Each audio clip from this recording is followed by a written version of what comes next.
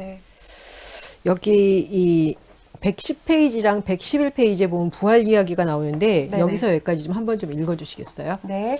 부활절에 우리는 예수의 부활만을 찬미하고 기념하는 것이 아니라 우리 자신의 부활도 축하한다. 해마다 부활절이 되면 필자의 수도원에 약 250명 정도의 젊은이들이 부활축제를 함께 지내러 온다. 그들은 부활축제가 그들 자신의 부활에 관해서도 암시하고 있음을 알아차리고 하나님께서 예수의 부활 속에서 그들 자신의 사슬을 풀어주셨으며 그들 앞에 놓여 길을 방해하던 큰 돌을 치우셨고 그들을 무덤에서 꺼내어 삶으로 인도하신다는 것을 느낀다. 그들은 죽음을 거슬러 삶으로 나아가는 것을 기뻐하며 축하한다. 그들은 노래와 춤 속에서 우리의 삶을 방해하는 모든 권력과 힘들을 거슬러 나아간다. 그들은 죽음을 이긴 삶의 승리를 기뻐하고 미움을 이긴 사랑의 승리를 축하하기 위해 일어선다. 그들은 그들 자신의 두려움과 절망의 무덤으로부터 자신들을 건져내어 일으켜 세우도록 그리스도께서 자신을 온전히 내어 맡기고서 구원되고 해방된 자로서의 품위를 진정으로 기뻐한다. 많은 젊은이들이 부활축제를 참으로 진지하게 함께 지냈으며 그 일을 통해 자신들을 좀 더 신뢰하게 되었고 자신의 가치를 좀 더 깊이 체험하게 되었다고 필자에게 털어놓았다. 성령 강림절의 부활축제의 핵심인 일으켜 세우는 작업이 완성된다. 두려움에 벌벌 떨고 있던 사도들을 일으켜 세워 세상 사람들 앞에 나서서 예수의 부활을 선포하게 한 것은 성령이었다. 성령은 두려움에 사로잡혀 있던 사도들을 자신에 대한 믿음으로 가득 찬 용기 있는 남자들로 변화시켰다. 그들은 자신을 신뢰하고 자신과 함께 있으며 자신이 느끼는 것, 자신 안에서 불타오르는 감동의 감정들을 신뢰한다. 네. 네. 저는 이걸 보면서 네네. 교회에서 해마다 보면 부활절 행사를 되게 크게 하고 예수님의 부활을 축하해요. 네네. 근데 그 예수님의 부활이 나의 삶과 어떻게 연결이 되어 있는지에 대해서는 거의 얘기를 들어본 적이 없죠. 없어요. 네. 네. 근데 항상 드는 생각이 예수님의 삶이 예수님의 죽음이 나의 삶과 어떻게 연관이 되고 예수님의 탄생, 예수님의 부활이 나의 삶과 어떤 연관이 있는 거 이게 연계가 되지 않으면 네. 사실은 하나의 뭐 기념일 그렇죠. 말고 그 이상도 그 이하도 아니고 내 삶에 어떤 변화가 없는 것 같아요. 근데 여기서 그 이야기 하잖아요. 네. 예수님의 부활이 곧 내 삶의 부활로 이어지는 거. 그렇죠. 예, 절망이 소망으로 바뀌고 눌려있던 자가 자기 자신을 회복하고 여기서 보면은 예수님이 부활하시고 오순절 그 기도 성령 강림 이후에 네네. 갑자기 그 사복음서에서는 제자들이 맨날 덜덜 떨고 뭐 귀신 쫓아내려면 했다가 못했다가 그렇죠. 뒤로 빠졌다가 앞에 나왔다 막 이게 그냥 왔다 갔다 했는데 그 예수님의 부활을 목격한 이후에는 이 사람들이 보면 완전히 달라졌죠. 강하고 담대하게 바뀐 네네. 거. 저는 그게 이제 예수님의 부활이 예수님의 부활로 그냥 그친 게 아니라 그 사람들의 그 어떤 그 두려움들이 사라지고 그 사람들의 삶과 심령이 회복된 걸로 나타나고 그거를 봄으로 말미암아 이 사람들이 강하고 담대하게 예수님을 전하고 자기 삶을 살잖아요. 네. 그리고 사복음서에서는 예수님이 행했던 기적들을 하나도 못해. 네, 그러다가 그 사도행전에 보면은 제자들의 모습을 통해서 예수님의 모습이 보여요. 네, 맞아요. 죽은 자를 일으키고 안진뱅이를 맞아요. 세우고 맞아요. 이 예수님 했던 일들을 그대로 다 이렇게 하고 있단 말이에요. 근데 저는 그걸 보면서 이게 바로 그 부활의 삶 그리고 또 그 제자들의 삶뿐만 아니라 우리의 삶 가운데서도 네. 절망에서 소망으로 네. 두려움에 눌려있던 사람들이 담대함으로 살아갈 수 있는 그런 모습들을 발견해내야 되는 것이 아닌가. 그래서 네네. 부활절 때 네네. 예수님의 부활만 축하하는 것이 아니라 그것이 내 삶의 부활로 이어지도록 네네. 우리가 그렇게 해야 되지 않나라는 생각이 드네요. 네, 그죠. 되게 감동적인 얘기잖아요. 네. 그죠. 예. 저희 요번 주 수요일에 설교라서 이제 베데스다 설교 준비를 하면서 이것저것 이제 주석을 보다가 한 이제 신부님의 글을 봤어요. 이제 요한복음 1장 1절에 보면 말씀이 육신이 되어 라고 표현이 되어 있잖아요. 근데 그분이 이제 그 요한복음에 대해서 그 기술을 하면서 뭐라고 얘기를 하고 있냐면 그리스 교부들이 그것을 어떻게 해석했는지를 쓰는 거예요. 말씀이 육신이 되었다. 하나님의 아들이 바로 사람이 되었다라고 이야기한 이유가 무엇인가? 바로 우리로 하여금 너희 같은 인간들도 하나님의 아들이 될 수 수 있다라는 것을 보여주기 위해서 말씀이 육신으로 왔다라고 표현이 되어 있는 거예요. 너무 감동적이더라고요. 아까 편에서 저희가 그 나온 얘기잖아요. 네네, 육화된 맞아요. 말씀이 네, 곧 육화된 말씀. 너한테만 주시는 하나님의 말씀이 너를 통해서 그러니까요. 이루어지는 거. 네, 예. 너무 감동적인 얘기더라고요. 네. 그러니까 우리가 조금 더 이렇게 적용할 수 있는 부분을 조금 찾아봐야 되겠다라는 생각을 좀 더 하게 되었었어요. 좋죠. 이 부활에 대해서는 어떻게 생각하세요? 부활은 사실 네. 우리가 날마다 이제 축제의 날이라고 얘기를 하고 있잖아요. 그래서 그렇죠. 매주 주일을 사실 리를 이스터라고 표현을 하잖아요. 작은 부활절이라고 표현을 하는데, 그 부활 자체에 대해서도 저는 이제 새로운 개념으로 바라보는 거예요.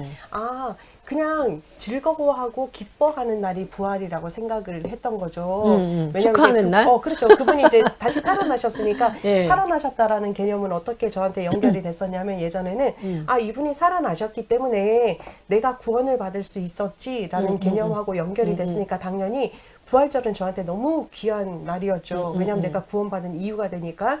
그런데 수사님의 글을 보면서 한 가지 깨달은 게 그건 거죠. 내가 눌려있던 부분, 정말 이사야서에서 말씀하셨던 것처럼 내가 아무것도 하지 못했고 내가 이제 두려워 있었던 그 모든 부분들이 예수님의 다시 살아나심으로 말미암아서 나도 같이 살아날 수 있었다라는 거. 그게 되게 내 삶의 감동적이었죠. 부활. 그렇죠. 네? 내 삶의 부활.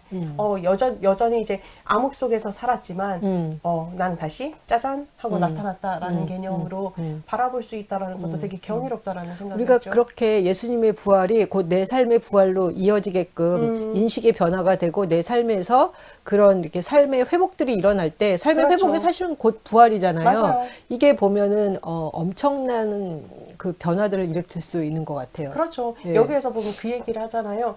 예수님이 제자들에게 하셨던 것들은 다른 어떤 것이 아니라 제자들이 자신으로 살아가고 자신으로 느끼게 하였고 네. 자신 안에 있는 힘을 믿게 하였다라고 네. 얘기를 하는 거잖아요. 네. 우리도 사실은 예수님의 제자잖아요. 네. 아들, 딸이기도 하지만 네. 제자로서 그리고 하나님의 자녀로서 삶을 살아갈 때 네. 능력 있게 살아가기 위해서 이 능력이라는 것은 우리가 말하는 것처럼 뭐 힘이 있다 아니면 뭐 그런 개념 자체가 아니라 나처럼 나를 신뢰하고 나와 함께 거주함을 통해서 나답게 살아감을 통해서 주변에 있는 사람들에게 자연스럽게 예수님의 물 흐르듯이 부활을 선포하는 그렇죠. 거죠. 선포할 수 있다라는 생각을 하게 된 거죠. 요거 다시 한번 제가 읽어볼게요. 네. 성령은 두려움에 사로잡혀 있던 사도들을 자신에 대한 믿음으로 가득 찬 용기 있는 남자들로 변화시켰다. 네. 그들은 자신을 신뢰하고 자신과 함께 있으며 자신이 느끼는 것, 자신 안에 불타오르는 감동의 감정들을 신뢰한다. 네. 예,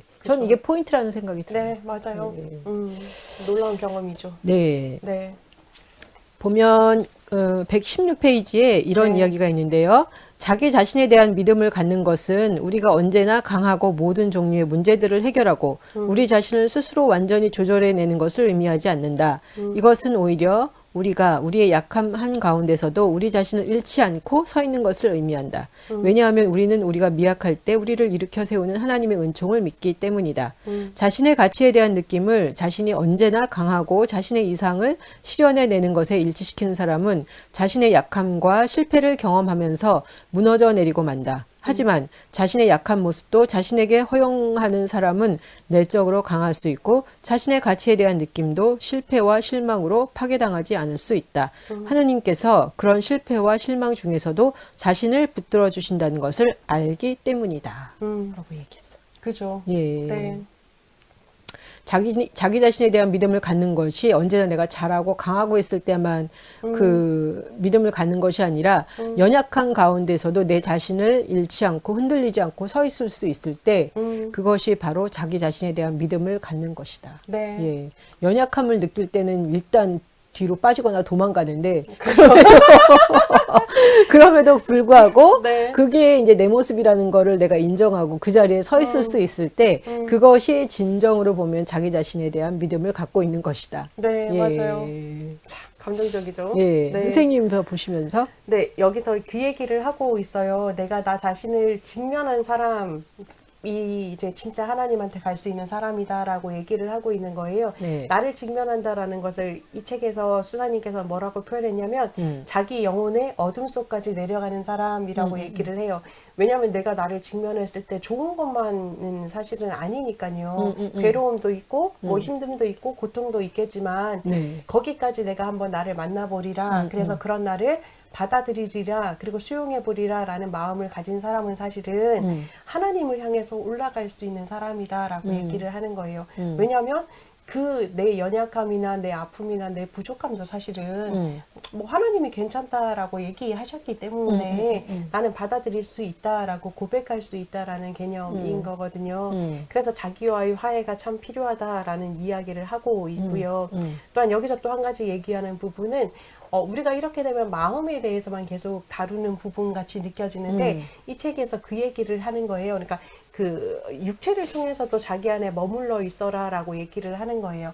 우리가 사실은 육을 가지고 있는 존재이잖아요. 그런데 우리는 육체를 귀하게 잘 사용 안 하잖아요. 뭐 물론 귀하게 쓰시는 분들도 많지만 저는 이제 온갖 종류의 이제 과자를 너무 좋아하기 때문에 어제도 저희 영화부 애기들 3명인과 같이 앉아서 감자 땡을 먹으면서 교제를 말 못하는 어린 종족들하고 제가 교제를 했었는데 자기의 몸을 귀하게 여길 줄도 사실은 알아야 된다라는 거예요. 근데 자기 몸을 귀하게 여기라는 것은 뭐냐면 몸 자체를 소중하게 여긴다라고 하기보다는 내가 내 마음으로도 내 자신 안에 머물러 있어야 하지만 내 육체로도 내가 스스로 머물러 있어야 된다라는 것을 기억하라라는 거예요. 그러면서 이제 수사님께서는 한 가지를 이야기하는데 하라라는 자세를 이야기를 하더라고요. 아랫배에 힘을 주고 우리가 가만히 딱 허리 피고 서 있는 자세. 네. 이거는 바로 내가 삶은 이 세상 속에서 살아가고 있다. 두 발로 이제 땅을 디디고 있으니까 마찬가지로 허리를 펴고 있고 그다음 가슴을 피라라는 개념은 하나님을 향해서 나는 마음도 열고 있습니다라고 하는 자세로 바라보라라고 얘기를 하는 거예요. 육체를 귀하게 여겨야 되는 건 뭐냐면 사실은 우리가 그래요. 내 마음에 따라서 육체가 움직이는 거거든요. 그거 있잖아요. 저희 신대원 다닐 때 그런 농담 하셨는지 모르겠지만 저희는 기둥이 있었잖아요. 항상 강의실이 컸으니까 중간에 기둥이 있었던 거 기억나세요? 네. 거기를 이제 저희는 요단강이라고 불렀어요. 그래서 항상 그 뒤에 딱 숨어? 저는 뒤에 숨거나 항상 요단강 건너편에 있었어요. 네. 왜 그 요단강 건너편에 있었냐? 이유는 딱 한 가지인 거거든요. 내가 커피 마시고 싶을 때 언제든지 뒷문으로 나갔다가 들어오려고. 저는 앞에 안 앉았거든요. 진짜요? 맨날 뒷줄에 앉았어. 들락날락 가고 싶어서. 저도 항상 앞에 앉았던 기억이 없어요. 내 마음을 반영하는 부분인 불안하거든. 앞에 앉으면 꼼짝 못한다라는 생각이. 답답하잖아요. 그리고 뭐 재밌는 수업, 죄송하지만 어쨌든 재밌는 수업이면 앞에 가겠지만 대부분은 그렇지는 않았으니까. 전 앞에 가서 앉아본 적이 없는 것 같아요. 저도 뭐 늘 그러다 보니까 이제 그게 우리 마음의 반영인 거잖아요. 답답하다 혹은 내가 중간에 들락날락하고 싶어라고 하는 것처럼 육체가 움직이는 거거든요.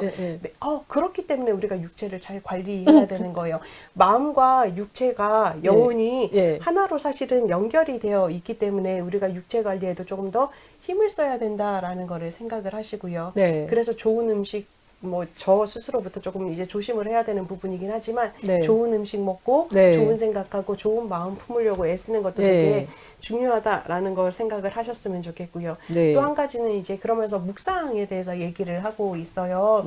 우리들이 항상 내적 공간을 비워두라라고 얘기를 하면서 여기에 이제 신비에 대해서 얘기를 하는 거예요. 신비로운 공간을 우리는 항상 보유를 하고 있어야 된다. 이 신비로운 공간은 어떤 공간이냐? 다른 누구도 침해할 수 없는 하나님만이 거주할 수 있는 공간이다라고 얘기를 하는 거예요. 그곳에서 우리가 이제 너무 피곤하거나 지치면 이제 그 투사들이 있잖아요. 투사들이 이제 만나는 그 소들은 자신의 안전지대를 퀘렌시아라고 한대요. 퀘렌시아라는 곳에 가서 소들이 쉬고 나면 아이들이 진정이 된다라고 얘기를 해요. 왜냐면 이제 싸우고 나면 흥분이 되잖아요. 그런데 그렇죠. 이 아이들을 진정시킬 수 있는 가장 좋은 장소가 이제 퀘렌시아라는 곳이 있다라고 얘기를 해요. 우리도 바로 그런 곳이 필요한 거죠. 아무리 내가 내 자신의 가치를 늘 인정하고 사랑하고 있지만 때때로는 무너질 수밖에 없는 게 우리 인간이거든요. 뭐 내가 항상 상태가 좋은 건 아니니까요. 저도 뭐 그렇고요. 그러면 내가 이제 다시 들어갈 수 있는 퀘렌시아, 그곳이 바로 그 신비라고 하는 내 마음의 공간이고 거기서 다시 하나님과의 깊은 만남을 통해서 회복되어서 나올 필요가 있다라는 것도 기억을 하셨으면 좋겠다라는 생각이 드네요. 오늘 이 책 보면서 이제 저도 뭐 안셀름 그린 책을 몇 권 이렇게 보다 보니까 이렇게 네. 이야기하는 것들이 약간 비슷비슷하기는 하지만 그렇죠. 한 권 보는 것보다는 여러 권 이렇게 쭉 보면서 그리고 좀 정독을 하다 보니까 네. 조금 더 제 안에 좀 많이 들어오는 것 같아서 되게 네. 이렇게 좋았던 것 같아요. 네네. 혹시 마지막으로 조금 더 나누실 거 있으시면? 네, 그 융이 그 얘기하고 있어요. 사람은 언제나 우리 안에 두려움과 믿음이 함께 존재하는 이제 존재하는 존재다라고 얘기를 하고 있어요. 공존하기 때문에 우리가 내가 그렇게 하지 못할까 혹은 지금 내가 온전히 나를 수용하지 못한다라고 해도 답답해 하실 필요는 없다라고 생각이 들어요. 저도 제 수용의 범위가 나이가 들면서 조금씩 더 넓어지기도 하고요. 여러 가지 경험을 통해서 조금 더 넓어지기도 하거든요. 그러니까 저희 유튜브를 같이 보시는 이제 뭐 그 시청자들 역시 아, 때가 되면 내 마음이 조금 더 넓어질 수도 있겠구나라는 희망이 있으셨으면 좋겠다라는 거예요. 그렇다고 해서 난 안 되니까 접어야지 하지는 마시고 아, 내가 나를 수용할 수 있는 범위가 어느 정도까지인지 생각을 해보시고 그 범위만큼 노력을 또 해보시고 노력하다가 안 되면 뭐 잠시 쉬시고 또 그러다가 노력해 보시고 이러면서 이제 범위를 조금씩 더 넓혀가셨으면 좋겠다라는 말씀 드리고 싶습니다. 그리고 제가 보면 저희가 믿음에 대해서 많이 이야기를 하는데 사실은 믿음과 불신이 공존한다는 거예요. 맞아요. 어느 항상. 때는 정말 믿음이 있는 것 같았는데 그 다음 순간에 보면 불신이 이렇게 밀려 올라오잖아요. 맞아요. 근데 사실은 그게 공존한다는 거라서 우리가 너무 믿음에 집착할 필요는 없다라는 생각이 드는 거예요. 맞아요. 믿음에 집착할수록 다른 한편으로 이 억눌린 불신이 계속 이렇게 튀어 올라오잖아요. 그럼요. 맞아요. 그래서 우리가 믿음에 집착하기보다는 믿음이 이렇게 생길 때 참 감사하게 받고 불신이 올라와도 아 이게 뭐 반대급부로 또 이렇게 올라오는구나. 그렇지만 이것도 또 흘러가는구나 라는 그럼요. 것을 좀 우리가 이해를 하면 훨씬 더 자기 자신을 이해하고 받아들이는데도 좀 쉽지 않을까라는 네, 맞아요. 생각이 드네요. 편안할 수 있겠죠, 그죠? 예. 그러면 저희가 이렇게 해서 오늘 이 참 소중한 나라는 책 일부를 같이 마쳤고요. 네네. 다음 주에는 2장 무기력을 조절하기라는 네네. 부분이 있어요. 저희 무기력을 조절하는데 굉장히 관심이 많은데 네네. 저희가 다음 주 이 시간에 다시 한번 이 부분에 대해서 함께 나눠보겠습니다. 네. 네, 오늘 여기까지 함께 하고요. 이때까지 시청해주신 여러분에게 감사드립니다. 행복하세요. 행복하세요. 한 주간 잘 안녕히 계세요. 지내세요.